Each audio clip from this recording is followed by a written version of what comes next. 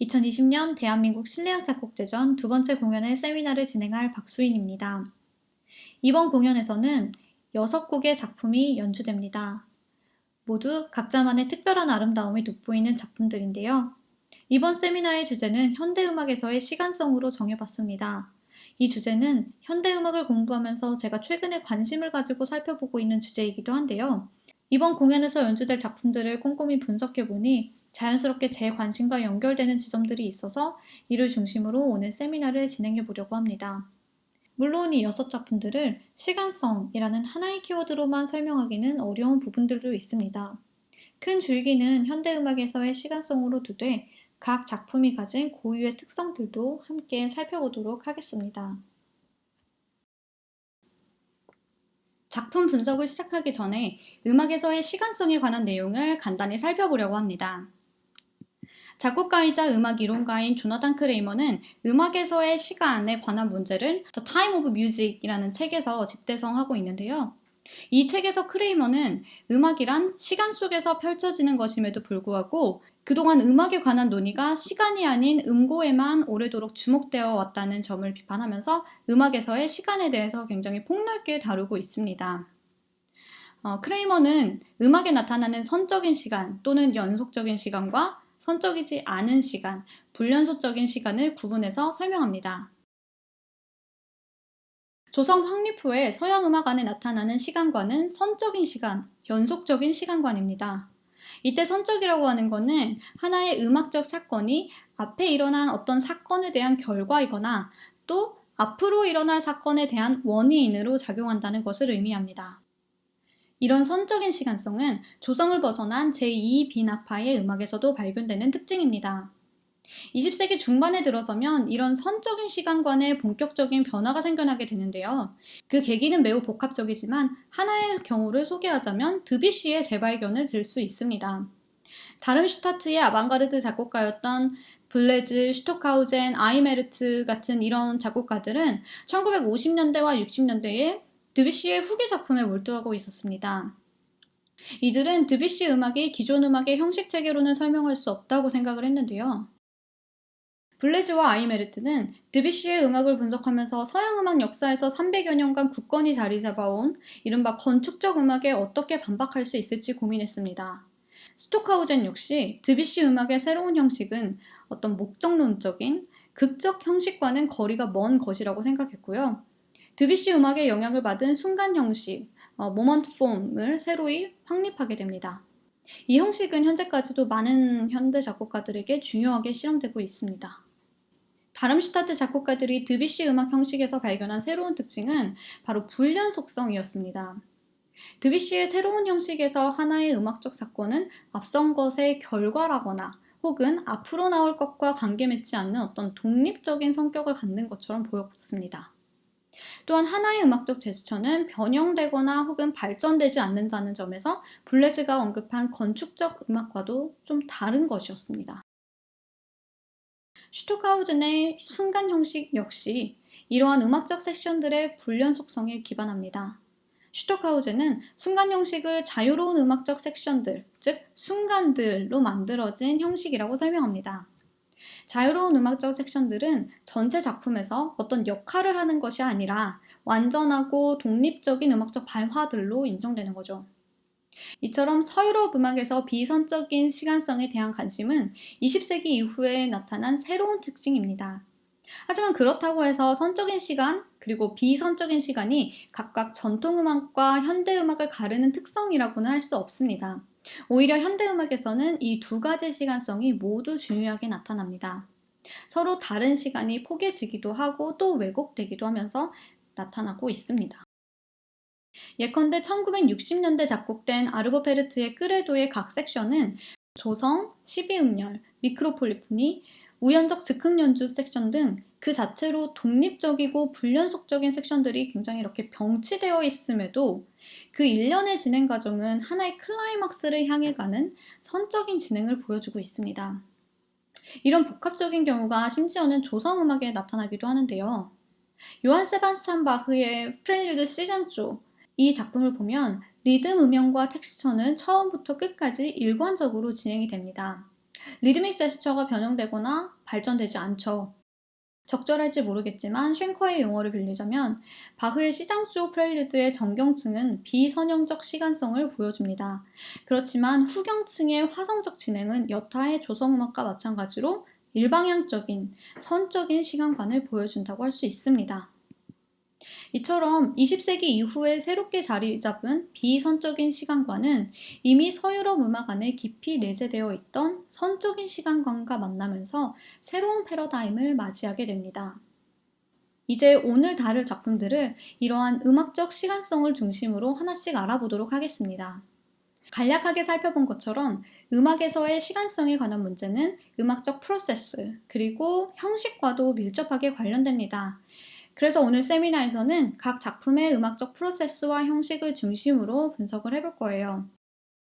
이런 분석 방법은 시간성에 관한 문제뿐만 아니라 실제 음악을 감상할 때 보다 실질적인 도움이 될 수 있을 거라고 생각합니다. 이번 작곡제전에서 연주된 작품들은 솔로곡부터 현악 사중주 그리고 성악이 포함된 곡까지 굉장히 다양한 편성을 보여줍니다.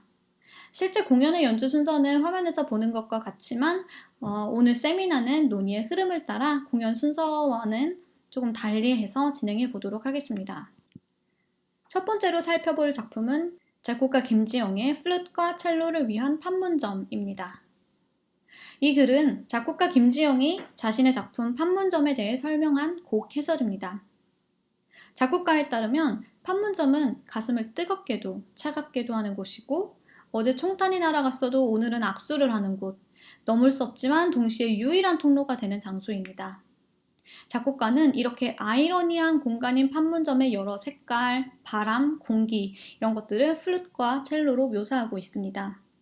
이 짧은 글에서 알 수 있듯이 작곡가가 포착해낸 판문점의 특징은 그 장소가 역설적인 공간이라는 점입니다. 작품의 전체 형식은 팰린드롬으로 되어 있습니다. 이런 형식은 바로톡을 비롯하여 많은 현대 작곡가들이 즐겨 사용한 형식 중 하나입니다. 가운데 부분인 C를 중심으로 대칭을 이루는 것이 특징입니다. 그런데 판문점에서는 이 중 C 부분이 또다시 작은 A, B, A로 나뉩니다. C는 판문점의 사운드스케이프라고 해도 좋을 만큼 플룻과 첼로의 다양한 현대주법으로 바람소리, 흩날리는 소리 이런 것들이 직접적으로 묘사되어 있습니다. C 부분을 먼저 살펴보도록 하겠습니다. 작곡가가 곡 설명에서 소개한 것처럼 실제로 작품 곳곳에는 바람 소리를 묘사한 듯한 여러 주법들이 등장을 하는데요. 예컨대 플룻의 주법, 아벡 두 서풀, 서풀 포트, 혹은 첼로의 주법, 꼴레뇨, 바투토, 피치카토, 술, 폰티첼로, 글리산도, 코럴톤 이런 것들이 굉장히 특징적으로 사용되고 있습니다. 이런 기법이 가장 잘 나타나는 부분이 바로 C 부분인데요. 마디 47은 C가 시작되는 부분입니다. C의 A 부분에서 플룻이 처음 연주하는 아벡과 즉 목소리를 내면서 악기는 부는 주법은 이내 첼로의 쿼럴톤 가미된 글리산도 피치카토와 만나면서 묘하게 어우러집니다.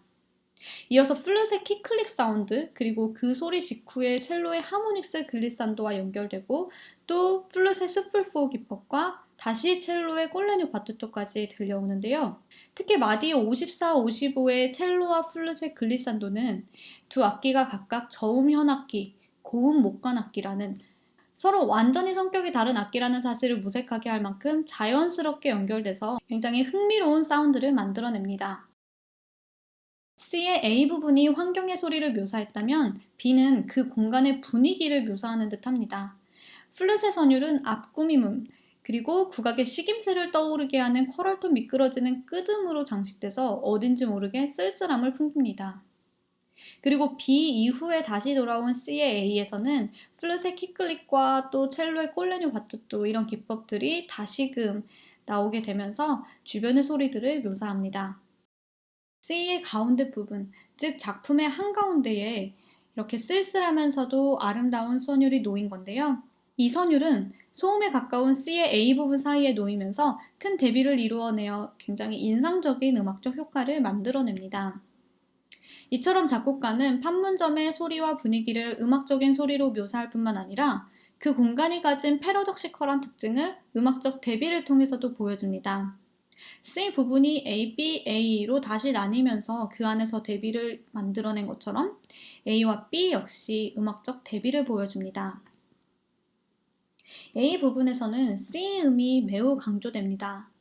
플룻과 첼로는 여리고 긴 C 유니즌으로 시작됩니다.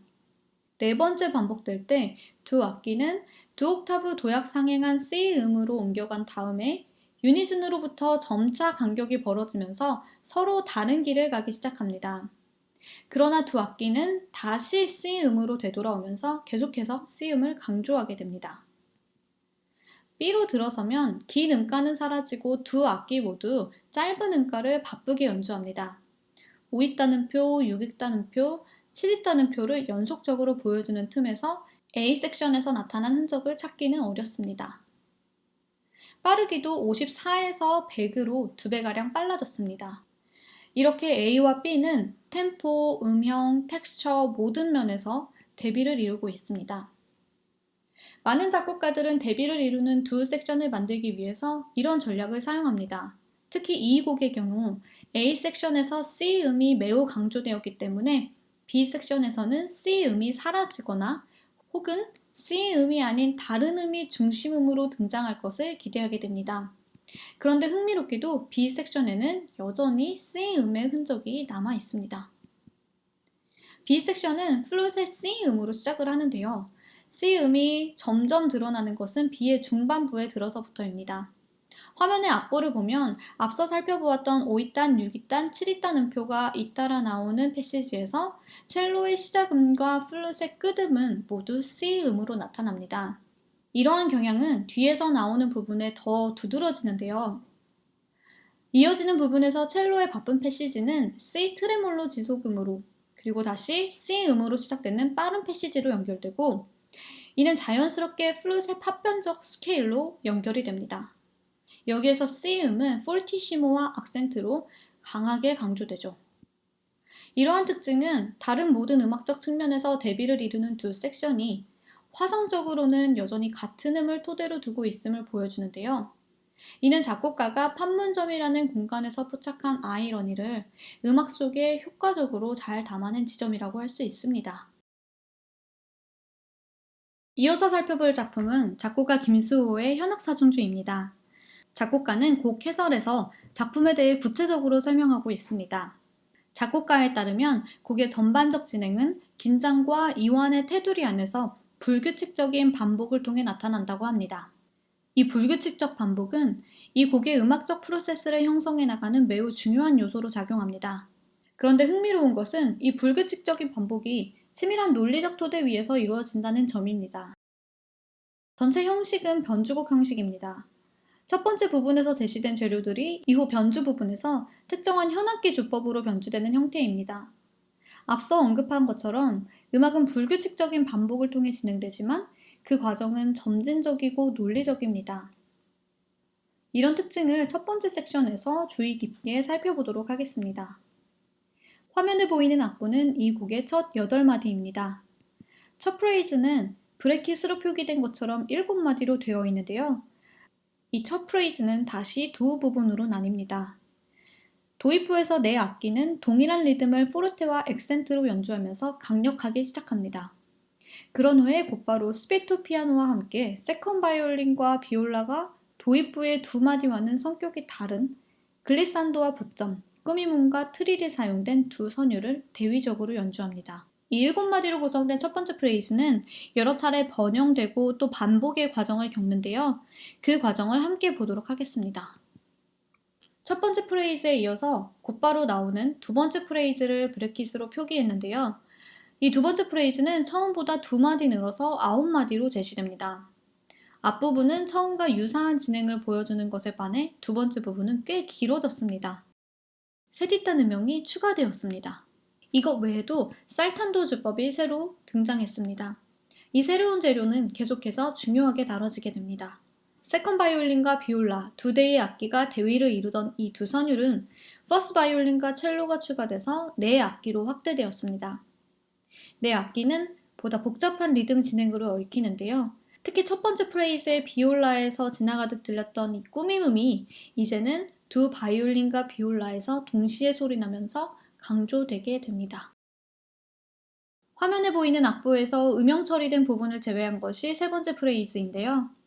세 번째 반복될 때는 프레이즈의 길이가 더 길어집니다. 하지만 큰 흐름은 역시 앞부분의 강력한 리듬적 모티브 후에 대위적인 선율이 이어지는 것으로 동일하게 나타납니다. 세 번째 프레이즈에서도 여러 변화들이 나타나는데 가장 눈에 띄는 것은 꾸밈음이 계속해서 중요한 재료로 사용되고 있다는 점입니다.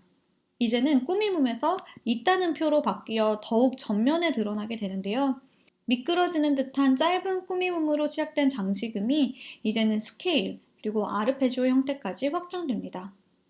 첫 번째 섹션의 진행 과정을 이루는 이러한 프레이즈 반복은 네 번째 프레이즈까지 이어집니다. 네 번째에는 앞서 사용된 재료들이 더욱 변형되고 확장돼서 일종의 발전부처럼 연장이 됩니다. 첫 번째 섹션에서 사용된 재료들을 정리해보면 액센트가 붙은 짧은 음영, 꾸밈음, 글리산도, 피치카토, 트릴, 살탄도, 또 하모닉스까지 매우 다양하게 나타납니다.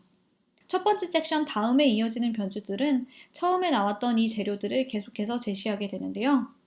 베리에이션이라는 형식은 하나의 아이디어를 다양한 색깔로 들려주려는 의도를 가지고 있죠. 이 형식은 바로 그런 점에서 현악기의 이디엄을 잘 드러내고자 하는 작곡가의 또 다른 의도에도 적합하다고 할 수 있습니다. 이어지는 변주 섹션을 살펴보면요. 악보에서 확인할 수 있는 것처럼 첫 번째 변주에서는 모두 하모닉스로, 또 두 번째 변주에서는 모든 파트가 피치카토로 연주하여 변화를 줍니다. 변주 1은 첼로에 상행하는 아르페지오 피치카토가, 변주 2는 첼로의 가 5도, 장 3도 피치카토가 계속해서 반복적으로 들려오는데요. 이런 디테일들을 따라가며 들어보는 것도 좋은 방법이 될 것 같습니다. 마지막 섹션인 세 번째 변주는 앞선 두 변주보다는 첫 번째 섹션과 더욱 닮았다는 점에서 일종의 재현처럼 들리기도 합니다. 이는 이 곡의 가장 첫 도입부에서 강력한 사운드로 들려왔던 그 액센트가 붙은 빠른 음영이 굉장히 강조돼서 들리기 때문인데요. 그런데 그보다 더 눈에 띄는 점은 화성적인 측면입니다. 화면에 보이는 악보는 세 번째 변주의 도입부입니다. 시각적으로도 금방 눈에 띌 만큼 C 음이 모든 악기에서 강조되고 있는데요. 모든 파트가 C 음을 살탄도 주법으로 각기 다른 박의 강세를 주어 연주합니다. 이렇게 긴 지속음은 이전 파트에서도 가끔 등장하긴 했는데요. 예컨대 첼로 파트에는 긴 지속음으로 연주되는 패시지가 여러 번 나옵니다. 첼로의 지속음은 항상 F음으로 제시가 되고요. 하지만 이 F 지속음이 변주곡 형식에서 일종의 구조적인 역할을 담당했다면 마지막 섹션의 C 지속음은 살탄도 주법과 만나면서 마지막 섹션의 중요한 화성적 토대를 이루게 됩니다. 이처럼 작곡가는 현악기의 주요 주법들 자체를 이 작품의 음악 재료로 사용합니다.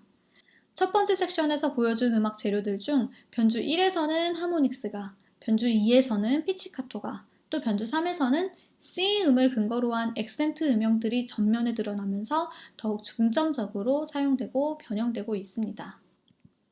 작곡가 김수호가 이 작품에서 보여주는 음악적 프로세스는 일견 Developing Variation이나 Thematic Transformation 같은 전통적인 발전적 기법을 떠오르게 합니다.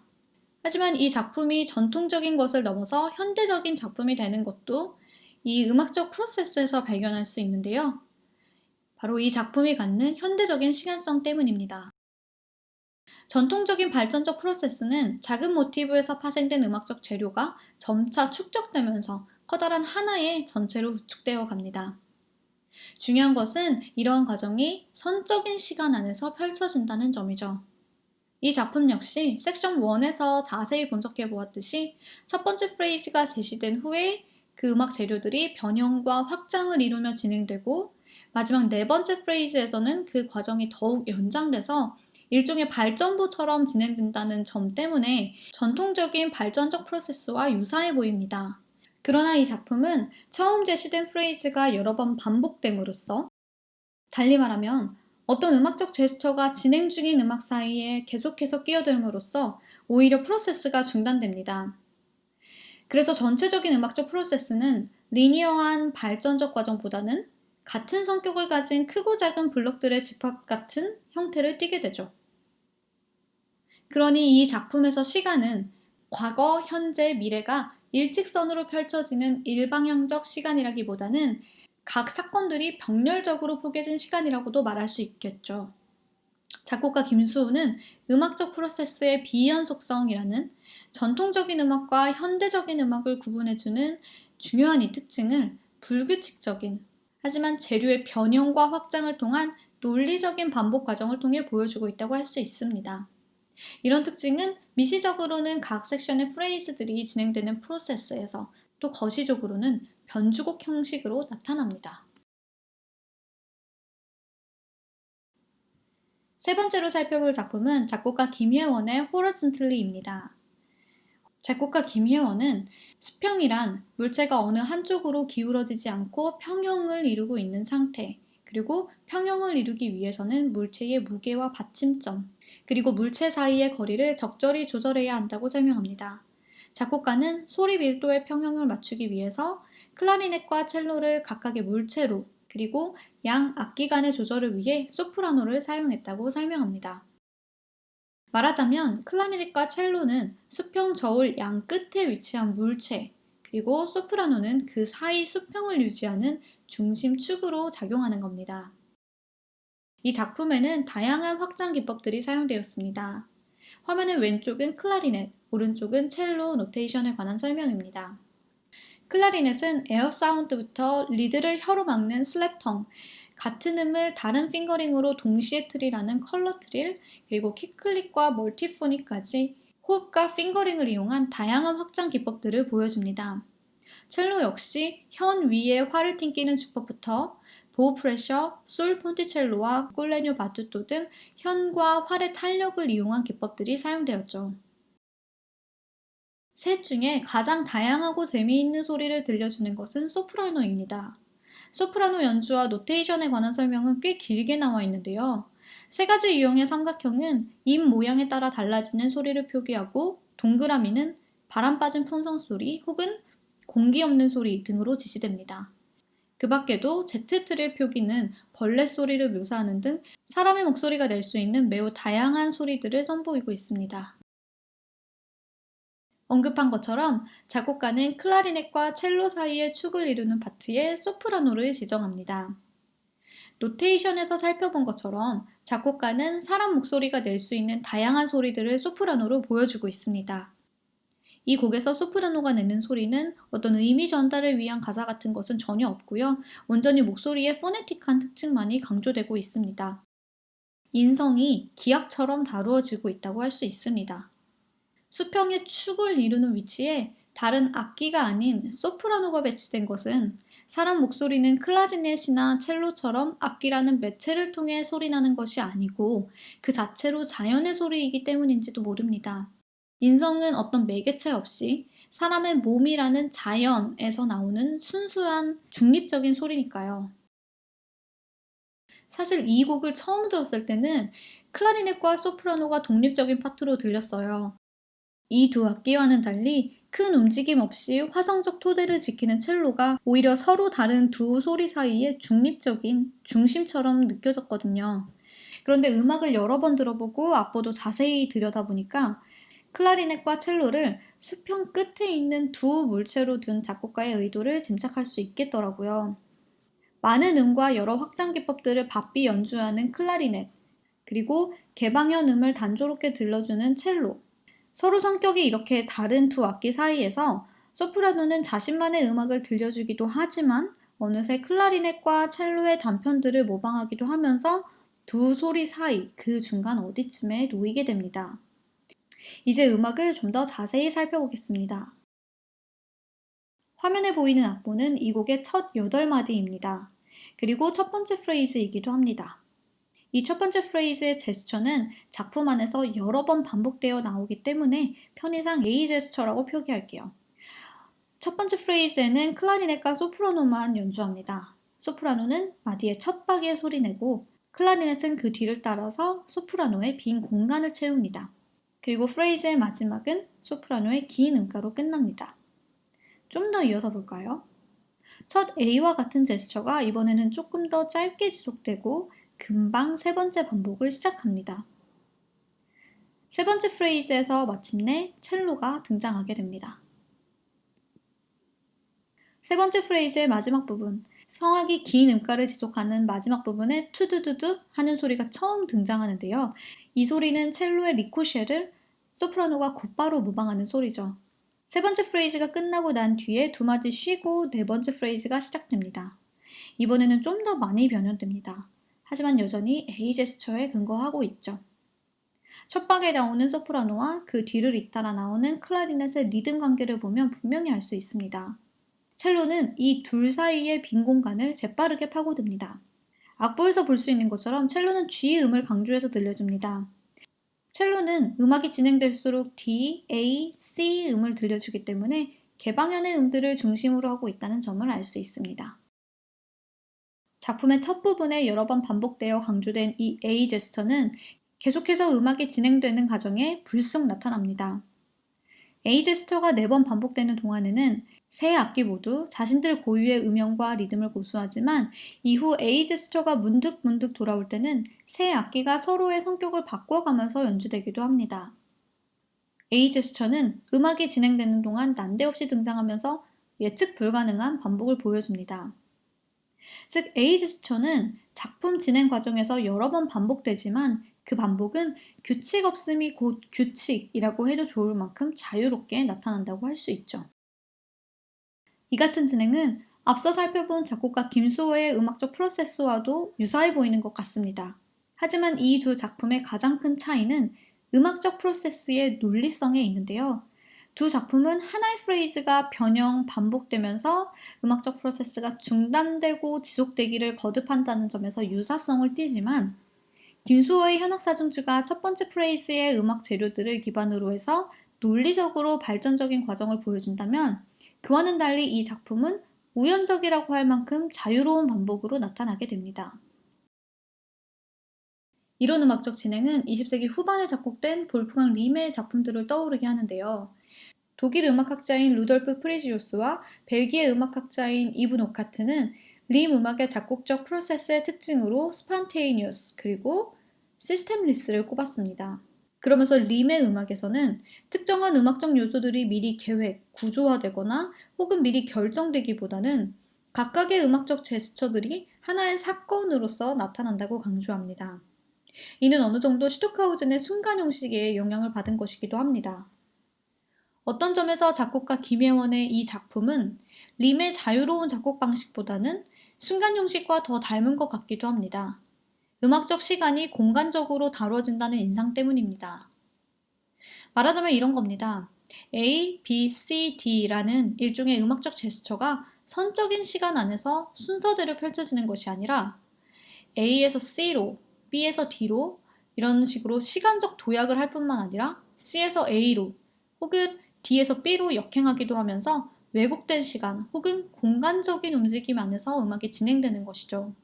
이 작품은 앞서 살펴봤던 A 제스처 그리고 또 다른 음악적 파편들이 매우 자유로운 방식으로 나타났다가 또 사라지기를 반복합니다. 그런 점에서 이러한 공간적 움직임과 불규칙한 반복은 슈토카우젠과 림의 형식적 아이디어와 닿는 부분이 있는 거죠. 하지만 이 작품은 이들의 전략을 그대로 따르지는 않습니다. 이 작품의 차별성은 화성 계획에서 잘 드러납니다. 스킴이라는 말을 사용했는데요. 이 용어는 볼프강 림의 자유로운 작곡 방식에는 어울리지 않는 말이죠. 하지만 작곡가 김혜원의 이 작품에서 화성은 물론 화성이 전체 작품의 구조를 확립할 만큼 강력하게 사용되는 다른 여타의 작품들보다는 느슨하지만 그럼에도 화성적 측면에서 계획적으로 작곡되었음을 확인할 수 있습니다. 화성은 이 작품에서 두 가지 물체로 설정된 클라리넷과 첼로의 특징을 분명하게 나눠주는 요소이기도 합니다. 클라리넷은 물론 노이지한 소리들을 많이 내지만 그럼에도 이 곡에서 선율악기는 클라리넷이라고 할 만큼 다양한 음들을 연주합니다. 그에 비해 첼로는 복잡한 리듬과 아티큘레이션으로 변형되긴 하지만 화성 자체는 개방현의 음들을 크게 벗어나지 않습니다. 클라리넷은 선율을, 첼로는 화성을 특성으로 하는 각각의 물체인 셈이죠. 이런 점들을 방금 살펴본 첫 네 프레이즈에서 다시 살펴보면 첼로에서 G음이 계속해서 반복되는 것을 알 수 있습니다. 노란색으로 표시한 A음과 파란색으로 표시한 D음도 나옵니다. 전체적으로 G음은 A 제스처가 나올 때 강조되곤 하지만 항상 그렇지는 않고요. D음은 G음과 대비를 이루는 부분처럼 나오기도 하는데 이 역시 엄격하지 않습니다. 핑크색으로 음영 처리된 것은 첼로가 G음을 강조하여 연주하는 부분입니다. 위에 두 성부를 보면 곡의 첫 시작에 나타났던 A 제스처가 나오는 부분이죠. 파란색으로 음영 처리한 부분은 새로운 제스처가 등장하는 부분입니다. 여기에서 첼로는 D음을 연주하면서 화성적 대비를 줍니다. 하지만 언급한 것처럼 G와 D음의 관계가 엄격하게 취급되는 것은 아닙니다. 두 음이 만나서 완전 오도로 연주되기도 하고 C, D, G 음이 아르페지오처럼 연주되기도 합니다. 정리하자면 지금까지 살펴본 세 작품의 형식과 프로세스는 펠린드롬 형식, 불연속적인 진행 과정, 그리고 왜곡된 시간으로 나타납니다. 이러한 특징들을 관통하는 것이 바로 선적이지 않은 시간성이죠. 다음 살펴볼 작품은 이 세 작품과는 다른 방식으로 진행됩니다. 작곡가 박성원의 플루트, 피콜로, 베이스 클라리넷을 위한 라이트라는 작품입니다. 작곡가는 따뜻하기도 하지만 날카로운 빛의 두 가지 성격을 음악으로 표현했습니다. 빛의 이러한 대립적인 성격은 기본적으로 플룻과 피콜로라는 고음역 악기, 그리고 베이스 클라리넷이라는 저음역 악기로 세팅됩니다. 작곡가는 부드러운 음색이나 거칠게 뻗어나가는 음영, 머무르는 음영 등을 통해서 빛의 다양한 면을 음악적으로 묘사했습니다. 작품은 전체적으로 세 부분으로 나뉩니다. 지금부터 각 부분을 악보와 함께 좀 더 자세히 살펴보겠습니다. 화면에 보이는 악보는 라이트의 첫 세 마디입니다. 첫 시작 부분은 굉장히 매력적인 베이스 클라리넷의 아르페지오 음영으로 시작됩니다. 8분음표 아르페지오 음영 사이사이에 불규칙적으로 끼어드는 부점 리듬으로 부드러운 클라리넷 음색에 생동감이 더해집니다. 앞 꾸미무미 붙은 피콜로의 짧은 음영은 클라리넷 아르페지오의 부점 리듬 위에 겹쳐지면서 클라리넷의 소리를 가로지릅니다. 두 악기의 선율은 그 성격이 매우 다른데요. 저음역의 베이스 클라리넷은 도약이 두드러지는 굴곡진 아르페지오 선율을 지속적으로 변형시켜가는 반면 피콜로는 장식음, 플러터텅, 미끄러지는 글리산도 음영으로 장식되어 화려한 듯 들리지만 중요한 음들은 C#, C, D, F, G, A로 나타나면서 순차적인 진행을 보여줍니다. 그리고 이 중에 첫 세 음인 C샵과 C, D는 곧바로 파편화되어 반복되기도 합니다. 두 악기의 구별되는 이 같은 특징은 첫 번째 섹션이 진행될수록 점차 변형, 파편화의 과정을 겪고 어떤 면에서는 서로의 모습을 닮아가기도 합니다. B 섹션에는 새로운 요소들이 등장합니다. 가장 큰 변화는 악기가 피콜로에서 플룻으로 대체된 점입니다. 템포는 자유로워지고 마디선도 따로 표기되지 않습니다. 그래서 이 부분은 일종의 카덴자처럼 들립니다. 흥미로운 것은 A 섹션에서 서로 구분되는 특징을 보여주던 두 악기가 그 과정에서 점차 묘하게 서로를 닮아가더니 B 섹션에서는 서로의 성격을 맞바꾼 듯 나타난다는 점입니다.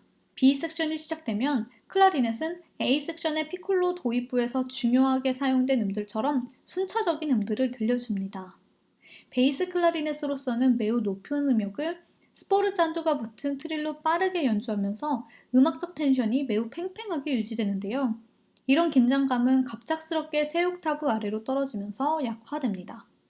이어서 클라리넷은 A 섹션에서 피콜로의 주요 음악 재료로 사용된 플러터텅 주법을 보여주기도 합니다. 클라리넷에서 지속되는 D음 위에 차분하게 놓이는 플룻은 A의 클라리넷 아르페지오를 연상시키는 듯이 가파르게 도약하는 선율선으로 그려집니다. 이후에 플룻 혼자서 자유로운 템포로 연주하는 스케일은 다음 섹션에서도 중요한 재료로 사용됩니다. 마지막 섹션 C에서는 앞선 두 부분의 요소들이 자유롭게 뒤섞입니다. 악기 세팅에도 이러한 특징이 나타나는데요. 마지막 섹션은 작은 두 파트로 한 번 더 나뉘는데 각각 플룻과 피콜로로 악기를 달리하여 연주됩니다. 두 번째 섹션에서 보여줬던 플룻의 스케일과 함께 C 섹션이 시작됩니다. 앞선 부분에선 이 스케일 음영이 자유로운 템포로 플룻의 카덴차처럼 연주되었다면 이번에는 스케일의 연속적인 파편들이 불규칙적 리듬을 가진 베이스 클라리넷의 도약 선율과 함께 대위를 이루며 나타납니다. 섹션 C에서 처음 등장하는 새로운 음향은 두 악기가 리드믹 호모포니로 만들어내는 불협화적 화음입니다. 플룻의 빠른 파편적 스케일 음영과 클라리넷의 크게 도약하는 선율의 대위적 텍스처는 갑작스런 쉼표 후에 두 악기가 길게 소리내는 F와 E 음으로 잠시 중단됩니다. 플룻은 계속해서 스케일을 연주하려고 하지만 또다시 쉼표로, 그 다음에는 페르마타로 중단됩니다. 그리고 이어서 단2도, 장2도, 단2도, 증4도로 불협화적인 화음이 두 악기에서 다시금 들려옵니다. 이런 불협화음은 피콜로가 등장하기 직전에 다시 한번 나오는데요. 그 화음은 플룻의 멀티포닉으로 소리나며 앞선 화음들보다 더 두텁지만 투명한 화음으로 완성됩니다. 섹션 C의 두 번째 부분은 첫 번째 부분과 동일하게 시작됩니다. 하지만 여기에서는 플룻이 다시금 피콜로로 대체되는데요. 플룻과 피콜로, 이 두 악기의 음향적 차이를 염두에 둘 필요가 있습니다. 플룻보다 더 높은 음역대를 가진 피콜로 소리는 유사한 패시지라도 더 높은 텐션을 보여줍니다. 이런 효과는 피콜로가 강조하는 트레일 사운드를 통해 더욱 강화됩니다.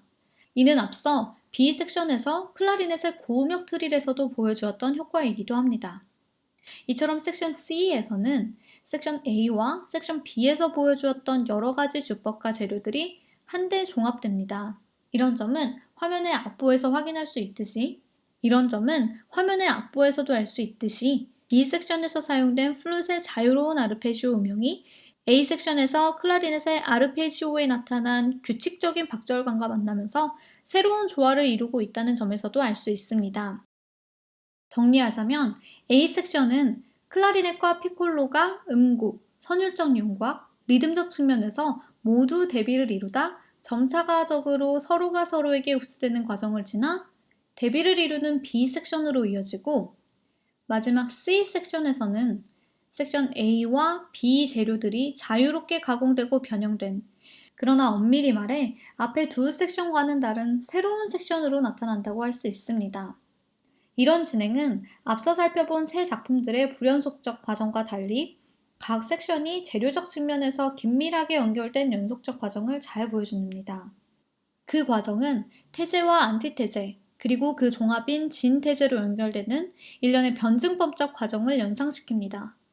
그리고 이러한 변증법적 과정은 모티브 발전 기법을 중심으로 진행되는 전통적인 목적론적 시간 형식과도 맞닿는 지점이 있습니다. 이 작품은 이렇게 전통적인 연속적 시간성을 토대로 하지만, 그런데도 이 작품이 새로운 건 연속적인 시간이 추종되는 매우 독특한 방식 때문입니다. 빛입니다. 작곡가는 이 곡에서 빛의 두 가지 속성에 주목했습니다. 은은하게 빛나는 따뜻한 빛, 그리고 어두운 공간을 순식간에 관통하는 날카로운 빛. 빛에서 포착한 대비되는 두 속성이 곧 이 작품을 끌고 나가는 동력으로 작용합니다. A 섹션에서 대비되는 빛의 두 속성은 베이스 클라리넷과 피콜로라는 음역과 음색적으로 대조적인 악기를 통해서, 그리고 두 악기가 보여주는 리듬, 선율적 대조를 통해 나타납니다. B 섹션에서는 A 섹션에서 베이스 클라리넷에 나타났던 8분음표에 기반한 아르페지오 음영과 마디선이 돌연 사라지면서 이전 섹션과의 박절적 대조가 생겨나게 됩니다. 마지막 C 섹션에서는 플룻과 피콜로에서 B 섹션의 음영을 지속적으로 보여주는 한편, 클라리넷은 A 섹션에서 들려주었던 아르페지오 음영을 불규칙적인 리듬으로 변형시키면서 앞서 제시됐던 대조적인 두 섹션이 다시 나타납니다.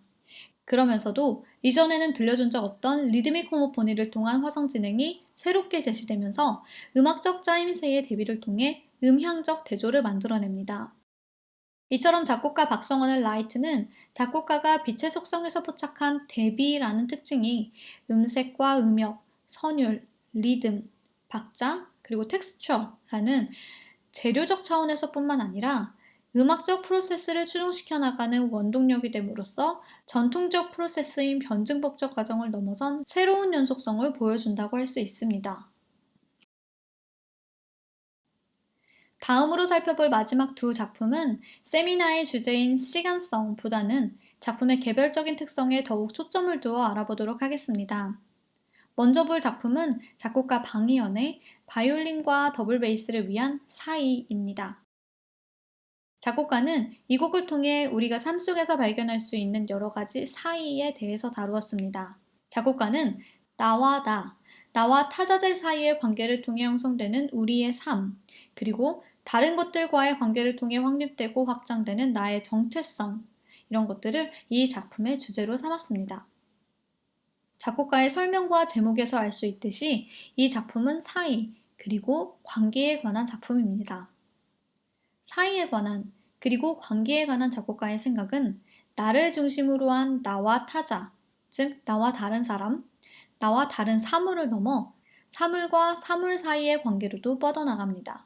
앞서 살펴본 작곡가 김여원의 horizontally"가 살며시 겹치는 것도 같습니다. 하지만 이 작품과 사이의 아이디어는 구별됩니다. 작곡가 방희연은 대비되는 것뿐만 아니라 같은 것, 비슷한 것, 차이나는 것, 상반되는 것 등 다양한 관계들의 사이에 대해서도 조명합니다. 음악을 듣고 금방 알아챌 수 있는 것은 이 곡에 A음만이 사용되었다는 점입니다. 바이올린과 더블 베이스가 연주하는 A음은 현악기의 여러 기법들, 예컨대 피치카토, 리코시에, 술타스토, 오버 더 브릿지, 쿼르톤 등을 통해서 다양한 음색으로 변형됩니다. 악보를 좀 더 자세히 들여다보겠습니다. 화면에 보이는 악보는 사이의 첫 8마디입니다. 첫 소리의 시작을 여는 베이스는 비브라토 없이 세 번째 현에서 A음을 연주합니다. 바이올린은 두 번째 현에서 역시 비브라토 없이 A음 하모닉스를 연주합니다. 다이내믹은 피아노와 피아니시모, 작게 시작합니다. 마디 7에서는 더블 베이스가 활의 아래쪽에서 액센트로 시작하며 음악적 무드가 갑작스럽게 바뀝니다. 바이올린 역시 더블 베이스를 따라가듯 피아니시모에서 메저 포르테로 다이내믹이 바뀝니다. 바이올린과 베이스는 처음에는 서로 주고받는 듯 진행되다가 만나기도 하고 또다시 멀어지기도 합니다. 바이올린과 베이스는 처음엔 서로 주고받는 듯 진행되다가 만나기도 하고 다시 멀어지기도 합니다. 두 악기는 모두 A음을 소리내지만 마디마다 바뀌는 주법들 때문에 음악은 다양한 음향으로 채워집니다. 이렇게 작곡가는 다양한 현악기 주법을 사용하여 음향적 차이를 만들어내되 그 차이를 청자가 음악을 들을 때 인식할 수 있도록 화성적으로는 A음만을 사용하는 전략적인 방법을 취합니다. A음은 두 악기에서 비슷한 주법, 비슷한 다이내믹으로 연주되거나 혹은 상반된 소리를 내기도 하는 등 다양한 관계들의 사이를 음악적으로 묘사합니다. 그 관계들은 주법과 다이내믹뿐만 아니라 음과 심표, 두 악기 현의 텐션의 차이, 음역, 음색을 통해서도 나타납니다. 한편 이런 관계는 더블 베이스와 바이올린의 음향적 관계에서뿐만 아니라 형식적 차원에서도 드러나는데요. 작곡가 방희연 선생님은 이번 세미나를 준비하는 제게 이상의 시 오감 도중 제4호를 이 곡의 레퍼런스로 공유해 주셨어요. 이 시의 숫자가 사이의 리듬 구조와 관련이 있다는 힌트도 귀띔해 주셨습니다. 힌트를 토대로 리듬을 살펴보면 먼저 더블 베이스는 16분음표를 기준으로 10개, 9개, 8개, 7개 이런 식으로 한 개의 16분음표 길이가 될 때까지 차례대로 진행됩니다. 바이올린 성분은 더 긴 음가인 8분음표 길이를 기준으로 합니다. 그리고 10부터 1이 아닌 1부터 10까지 진행합니다. 이런 식의 진행은 작품의 약 3분의 2 지점인 42마디까지 이어집니다. 하지만 마디 45부터는 이런 규칙이 사라집니다. 화면에 보이는 악보 중 음영 처리된 부분을 제외한 것이 음악의 마지막 3분의 1 부분인데요. 여기에서는 전반부에 나타난 규칙성을 찾아볼 수 없습니다. 전반부가 이상시의 숫자판에 근거한 규칙적인 리듬 구조를 보여주었다면 이 부분에서 두 악기의 리듬은 규칙 없이 자유분방한 리듬으로 진행됩니다. 이처럼 작곡가가 주목한 사이는 규칙과 불규칙으로 형성되는 형식적 차원에서도 나타나게 됩니다. 처음에 이상의 시를 레퍼런스로 바꿔서 저는 먼저 이 시를 좀 면밀히 살펴보았습니다. 화면에서 볼 수 있는 바와 같이 오감도 시 제4호는 매우 추상적입니다. 이는 특히 거울에 비친 모습으로 나열된 숫자 때문에 더욱 강조됩니다. 시에는 0부터 9까지의 단순한 숫자가 일렬로 나열되어 있습니다. 그리고 그 사이를 가로지르는 점에 의해서 수열이 어긋나고 있죠. 여기서 시인이 이 어긋남을 통해 무엇을 말하려는지는 알기 어렵습니다. 이는 이상학자들 사이에서도 해석이 분분합니다. 그보다 중요한 것은 점으로 인해 수열이 어긋나 있다는 점입니다. 바로 그 점이 이 추상적인 숫자판을 계속해서 들여다보게 만들기 때문이죠. 만약에 점이 없는 1에서 0까지 나열된 단순한 숫자판이었다면 아마도 이것은 진지한 분석의 대상이 되지는 않았을 겁니다. 아무런 문제도 일으키지 않는 단순한 수의 나열일 뿐이니까요. 점은 단순한 숫자 나열 사이를 가로지르면서 그 사이에 균열을 만들어내고 그럼으로써 평범해 보였을 법한 숫자 나열을 다시 보게끔 만듭니다. 그러니까 바로 그 어긋남이 이 숫자판의 형식적 핵심이라고 할 수 있겠죠. 이런 것이 오늘 살펴본 사이에서는 음길이에 따라 또 숫자의 순서에 따라 다양한 형태의 리듬적 어긋남으로 나타나게 됩니다. 규칙적으로 늘어나고 줄어드는 음길이에 따라 자연스럽게 두 악기는 서로 교대로 소리나면서 완전히 서로를 비껴가기도 하고 또 때로는 하나의 소리 위에 또 다른 소리가 얹어지기도 하면서 진행됩니다. 이 곡의 작곡가인 방희연 선생님과 세미나 전에 이런 부분에 대해서 함께 이야기 나눌 기회가 있었는데요. 방희연 선생님은 이 곡에서 이 상시를 리듬 구조의 툴로 사용하긴 했지만 그렇지만 역시 중요한 것은 실제 음악이라고 강조했습니다. 시는 이 작품에서 다양한 관계들의 사이라는 아이디어가 음악이라는 추상적인 소리 예술로 구현될 때 그 체계가 되어주는 최소한의 규칙 같은 것으로 사용된 거죠. 실제로 작곡가는 이 곡에서 규칙적으로 어긋나 있는 숫자판들의 수들을 그대로 리듬에 적용하기보다는 음가를 달리하거나 숫자 하나씩 건너뛰어서 짝수만으로 진행시키기도 하고 또 두 악기 사이를 가로질러 적용시키는 등 매우 자유롭게 사용하고 있습니다. 이런 점 때문에 수열이 어긋나 있음에도 일종의 규칙을 가진 시의 숫자판과는 달리 음악에서는 다채롭고 자유분방한 리듬적 진행을 들을 수 있게 됩니다. 게다가 이 같은 리듬 계획에 따라서 작품 내에서 우연히 발생되는 리듬적 호모포니는 바이올린과 더블 베이스가 서로의 쉼표 사이를 채우는 대신에 함께 소리냄으로써 예상치 못한 음악적 순간을 빚어내기도 합니다. 마지막 작품, 작곡가 원현미의 바이올린과 독주를 위한 자화상입니다. 작품 설명에서 알 수 있는 것처럼 이 곡은 화가 나이해석의 작품 자화상에 대한 주석과도 같습니다. 작곡가는 단순히 시각예술을 음악이라는 소리예술로 번역하는 것을 넘어서 좀 더 포괄적으로 작품에 담긴 메시지, 즉 현대를 살아가는 여성이 자아를 찾아가는 여정을 음악에 담아내고 있습니다. 이 그림이 나이해석의 자화상입니다. 작곡가의 말처럼 야수파에게 영향을 받은 양식으로 모딜리아니의 작품을 떠올리기도 합니다. 1896년에 태어난 나혜석은 당시로서는 매우 급진적으로 여성 인권 운동을 펼친 운동가이자 여성으로서는 최초의 서양화가, 작가였습니다. 작곡가 원현미는 강요된 여성성을 끊임없이 거스르며 자신의 길을 걸어나간 나혜석 화가처럼 담대하고 강인한 한 인간으로서의 여성의 모습을 이 바이올린 독주곡에 담아내고 있습니다. 작품은 두 악장으로 되어 있습니다. 전반적으로 이 작품은 고통받는 여성의 삶, 그럼에도 꿋꿋하게 자신의 길을 걸어나가는 여성의 모습을 대비되는 음악적 분위기를 통해서 묘사하고 있습니다. 화면에 보시는 두 악보가 각각 1악장과 2악장의 일부분인데요. 시각적으로도 금방 알 수 있듯이 두 악장은 밀도도 상당히 차이가 나고 음악 재료도 다른 대비되는 악장으로 구성되어 있습니다. 먼저 1악장을 살펴보면 바이올린은 8박자의 긴 하모닉스 글리산도를 아주 여린 다이내믹으로 3번 반복합니다. 이어서 짧은 16분 음표 G음과 긴 B음이 포르테피아노로 등장하는데 이 절뚝거리는 음영은 1악장 전반부에 특징적으로 사용됩니다. 중반부로 넘어가면 매우 빠른 32분 음표가 격정적으로 연주됩니다. 32분 음표 음영은 파편적으로 짤막하게 연주되는가 싶더니 그 패시지는 점차 길어지고 슬러에서 논 레가토, 스타카토, 액센트가 붙은 스타카토로 이어지면서 강력한 음향을 고조시켜 나갑니다. 후반부에는 처음에 들려왔던 절뚝거리는 음영과 글리산도가 회상처럼 들려옵니다. 그러고는 다시금 포르티시시모로 빠른 음역을 들려주면서 강력한 음향으로 1악장은 마무리가 됩니다. 2악장은 1악장보다 느리고 1악장에서는 사용되지 않았던 새로운 재료들이 나타납니다. 2악장에 새로 나타나는 가장 큰 특징은 바이올린 이외의 소리입니다. 바이올린 연주자의 말소리와 트라이앵글 소리인데요.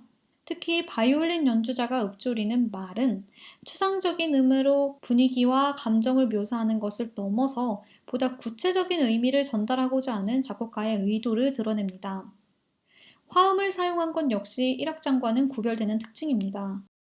1악장에서 빠른 선율적 진행이 밀도 있는 강렬함으로 강조되었다면 2악장에서는 화음 진행을 통해 더욱 두텁고 묵직한 음향이 두드러지게 나타납니다. 한편 1악장의 마지막 부분에서 그랬던 것처럼 2악장 마지막에서도 다시금 1악장의 재료가 나타나면서 일종의 회상 같은 효과를 나타내기도 하는데요. 1악장의 전반부와 후반부에 사용되었던 절뚝거리는 음영, 그리고 중반부에서 강조되어 격정적 분위기를 이끌어간 32분음표 음영은 2악장에서 잠시 나타났다가 사라지면서 1악장에서 묘사한 고통받는 삶을 떠올리기도 합니다. 작곡가 원현미의 자화상은 나혜석의 그림에서 비롯된 작품입니다. 그러나 이 작품은 나혜석의 그림을 단순히 음악으로 표현하려 하지는 않습니다. 오히려 화가의 삶 속에 응축되어 나타나는 현대사회 속 여성의 모습이라는 주제를 분위기적으로, 감정적으로 묘사한 음악적 스케치라고 할 수 있습니다. 오늘 세미나에서는 10월 6일 대한민국 실내악 작곡제전 두 번째 공연에서 연주될 작품들을 하나하나 자세하게 살펴보았습니다. 오늘 살펴본 작품들을 이해하는 하나의 방법 정도로 생각해 주시면 좋을 것 같아요. 그러면 세미나는 여기서 마치도록 하겠습니다. 끝까지 경청해 주셔서 감사합니다.